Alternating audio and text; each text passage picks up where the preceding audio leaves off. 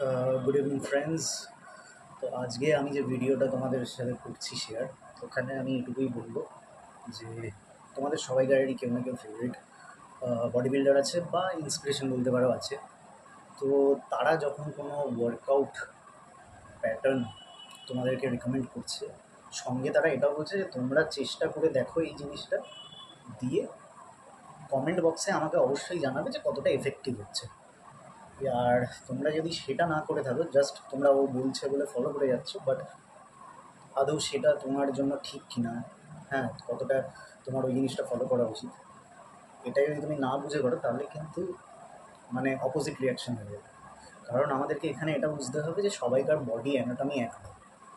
আমি অনেক দিন আগে একটা বলিউড সেলিব্রিটি বা সেলিব্রিটিদের রিভিউ হিসেবে শাহরুখ খানের উপর একটা ভিডিও করেছিলাম।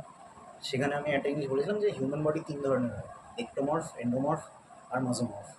তো এইটা তোমাকে বুঝতে হবে যে তোমার বডি টাইপটা কী, সে অনুযায়ী তোমার বডি অ্যানাটমি অনুযায়ী তোমাকে ওয়ার্কআউট করতে হবে, আর সঙ্গে সেরকম ডায়েট করতে হবে।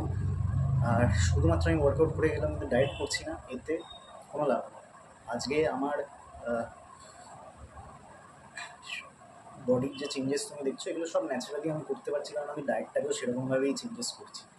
আর ডায়েট ছাড়া বডি কোনোদিনও হবে না, এইটা জেনে রাখো। সে তুমি যদি সাপ্লিমেন্ট নিয়ে নাও, যত দামি দামি করে সাপ্লিমেন্ট নিয়ে নাও বা স্টেরয়েড পুশ করে নাও, আলটিমেটলি শুধুমাত্র হার্ডওয়ার্কের ওপর আর জিমে গিয়ে ওয়েট ট্রেনিং করলেই কারোর চেহারা হয় না, সঙ্গে ডায়েটটাও লাগে। তো আমি এটাই বলবো যে তোমরা যে ফিটনেস ইনফ্লুয়েন্সারকেই ফলো করো না কেন, তার ট্রেনিং শিডিউলটা ফলো করলে খুব ভালো করো, কিন্তু সঙ্গে তুমি তোমার ট্রেনারের সাথে কনসাল্ট করে নাও, নিয়ে আগে দেখো যে সেটা তোমার কাজ হচ্ছে কি।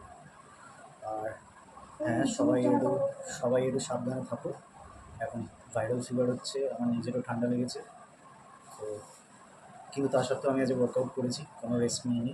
এখন আমি যখন সিরিয়াস হয়ে যাই তখন এতটাই সিরিয়াস হয়ে যাই যে পুরোপুরি এখন আমি কম্পিটিশন খেলার জন্য রেডি হচ্ছি, তাই একদিনও অফ দেবো না। আর হ্যাঁ, ফাটিয়ে ওয়ার্কআউট করো আর ফলোয়ার সাবস্ক্রাইব করো।